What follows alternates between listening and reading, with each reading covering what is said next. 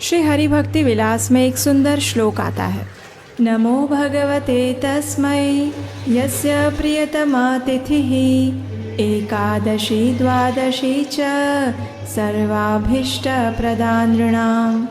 अर्थात जिनकी परम वल्लभा एकादशी और द्वादशी तिथि मनुष्य मात्र को संपूर्ण वांछित फल प्रदान करती है, उन श्री भगवान को मैं नमस्कार करता हूँ।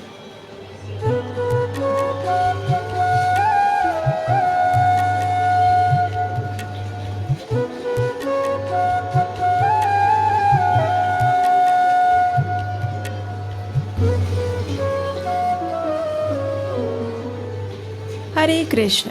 परम भगवान श्री हरि के शरीर से एक समय एक दिव्य स्त्री का आविर्भाव हुआ और उसे ये वरदान दिया गया कि जो भी उसके शरणागत रहकर भगवान की साधना भक्ति करेगा, उसे परम भगवान श्री कृष्ण की शुद्ध प्रेमा भक्ति और परम गंतव्य यानी उनका आध्यात्मिक धाम प्राप्त होगा। और ये देवी और कोई नहीं अपितु स्वयं एकादशी तिथि थी। एकादशी तिथि को सभी व्रतों में सर्वश्रेष्ठ माना गया है। जो भी साधक उनके शरणागत होकर प्रभु भजन करता है, उसके पूर्व जन्म के सभी पाप कर्मों का नाश होता है और उसे परम आध्यात्मिक फल की प्राप्ति होती है। प्रत्येक मास में 2 बार आने वाली ऐसी ही एक एकादशी तिथि है कामदा एकादशी, जो कि चैत्र मास के शुक्ल पक्ष में आती है। ये एकादशी अपने नाम को चरितार्थ करती है, यानी वह उसके पालन करने वालों की सभी मनोकामनाएं पूर्ण करती है। लेकिन इस एकादशी की 2 विशेष बातें भी हैं। पहली तो ये कि ये हिंदू नव वर्ष की सबसे पहली एकादशी है और दूसरी ये कि इस एकादशी के अगले दिन यानी द्वादशी पर एक विशेष पर्व आता है, जिसे दमनक आरोपण द्वादशी के नाम से जाना जाता है। और उसके पीछे का इतिहास क्या है, तो आइए इस कामदा एकादशी के उपलक्ष्य में हम इस इतिहास की भगवान श्री जगन्नाथ से जुड़ी हुई एक विशेष लीला का श्रवण करते हैं। ये बात है अनेक वर्षों पूर्व की, जब जगन्नाथ पुरी धाम में एक राजा राज्य करते थे। वे भगवान जगन्नाथ के बड़े भक्त थे। अब एक दिन ऐसा हुआ कि सुबह सुबह पुजारी ने जगन्नाथ जी के गर्भगृह के द्वार खोले तो उन्हें जगन्नाथ जी का एक वस्त्र नीचे गिरा हुआ मिला और ये देखकर वे अत्यंत प्रसन्न हो गए, क्योंकि ये शुभ संकेत था। तो बस सभी पुजारी प्रसन्न होते हुए जगन्नाथ जी के इस वस्त्र की भेंट राजा को देने के लिए उत्साह पूर्वक राजा के पास पहुँचे। वहाँ जाकर देखा तो प्रातः काल में राजा चौसर खेल रहे थे। पुजारी ने प्रसन्न होते हुए राजा को जगन्नाथ जी का प्रसाद वस्त्र प्रदान किया।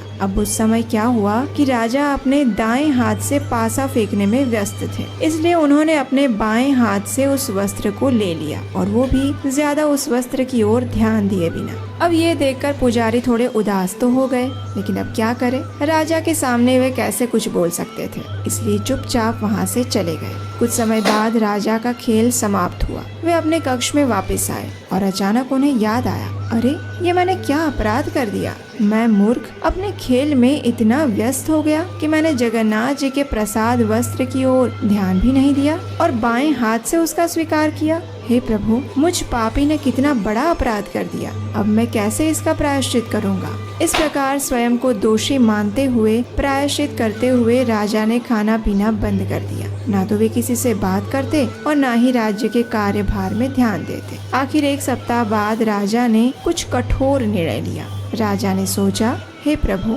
मैंने अपने बाएं हाथ से आपके प्रसाद वस्त्र का स्वीकार किया और इस प्रकार एक बड़ा अपराध किया, इसलिए मेरा प्रायश्चित यही है कि मैं अपने इस बाएं हाथ को काट दूं। लेकिन अब अपने ही हाथ को कैसे काटा जाए, तो उन्होंने एक उपाय ढूंढ निकाला। राजा ने अपने विशेष मंत्री को बुलाया और उनसे कहा, हे मंत्री, कुछ दिनों से कोई बात है जो मुझे परेशान कर रही है। जब भी मैं रात को सोने जाता हूँ तो मेरी खिड़की में से एक लंबा सा हाथ आता है और वो मेरा स्पर्श करने का प्रयास करता है। ये देखकर मैं भयभीत हो जाता हूँ और इसी कारण से पिछली कई रातों से मैं सो नहीं पाया हूँ। अपने राजा को इस प्रकार उदास देखकर मंत्री ने कहा, हे राजन, आप चिंता ना करें, हम अभी इस भूत को भगाने के लिए विशेषज्ञ तांत्रिकों को बुलाते हैं। इतना कहकर मंत्री ने अपने राज्य के कुछ ज्ञानी तांत्रिकों को बुला लिया। सभी ने बैठकर राजा के उस कक्ष में पूजा विधि की और अच्छी खासी दान दक्षिणा लेकर चले गए, लेकिन कुछ लाभ नहीं हुआ। दूसरे दिन फिर से राजा ने वही व्यथा प्रकट की।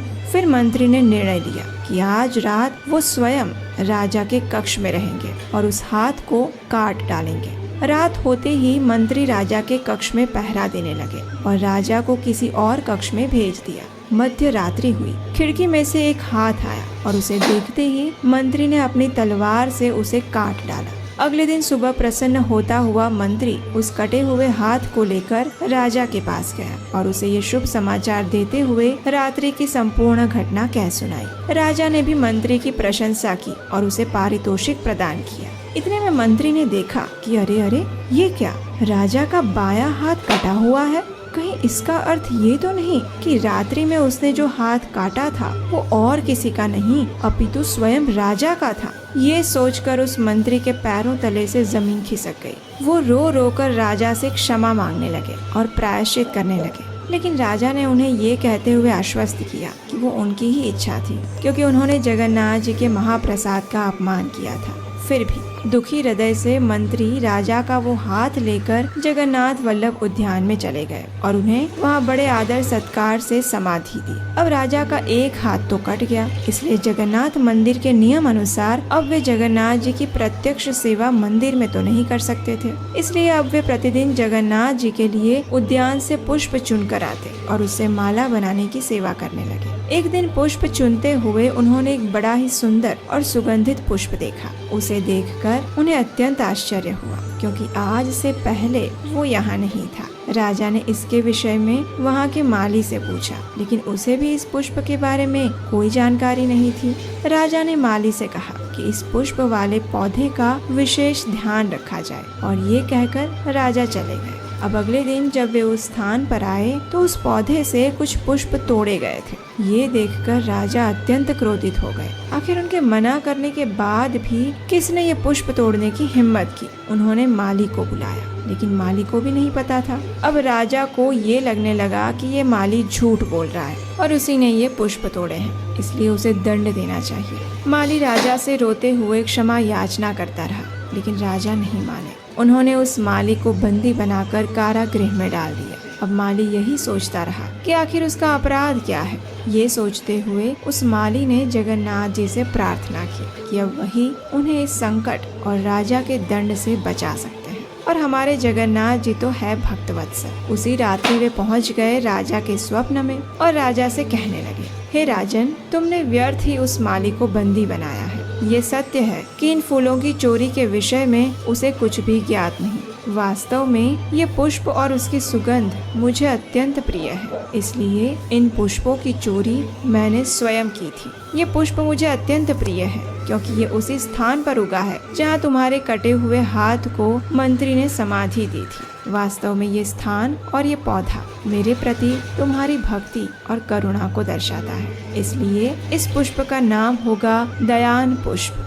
जाओ इसी क्षण उस माली को मुक्त करो, और आज से उस माली का नाम होगा दयान माली। और कल चैत्र शुक्ल पक्ष की चतुर्दशी तिथि है। मैं चाहता हूँ कल इसी दयान माली द्वारा इन्हीं पुष्पों से मेरा श्रृंगार किया जाए और इस उत्सव को प्रतिवर्ष मनाया जाए। और मैं तुम्हारी भक्ति से अत्यंत प्रसन्न हूँ। तुम्हें आशीर्वाद देता हूँ कि तुम्हारा कटा हुआ हाथ भी वापस आ जाएगा। इतना कहकर जगन्नाथ जी चले गए। राजा उठे तो उनका कटा हुआ हाथ वापस आ चुका था। उन्होंने जाकर माली को कारागृह से मुक्त किया, उसे सम्मानित किया, उससे क्षमा मांगी।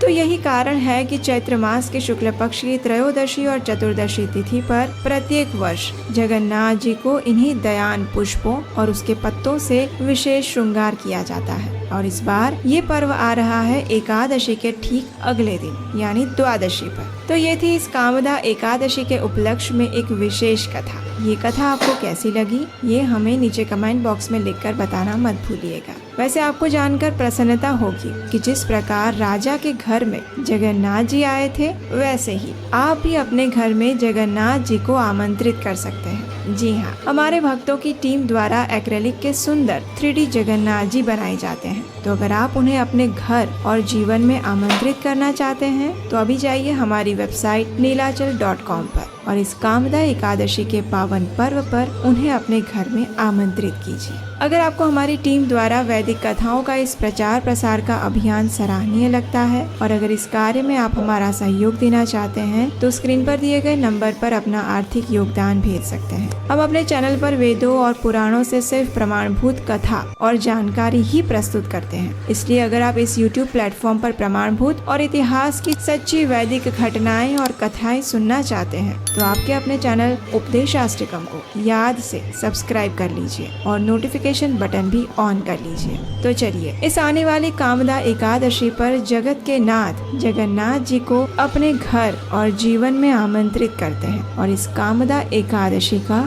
सफलता पूर्वक पालन करते हैं। हरे कृष्ण।